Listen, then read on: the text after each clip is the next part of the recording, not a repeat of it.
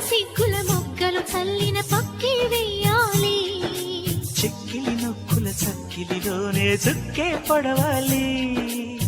వన్నెలు వాడని ఎందడు వీడని కౌగిలిలోని జగమే మరిచే మనజంట. ప్రేమ ఉయ్యాల హాయిజం పాల ఒకరికి ఒకరుండగా. ఇంపార నవ్వే ఇల్లాలి తోడే మగనికి బహుముచ్చట. ఎదలొకటైతే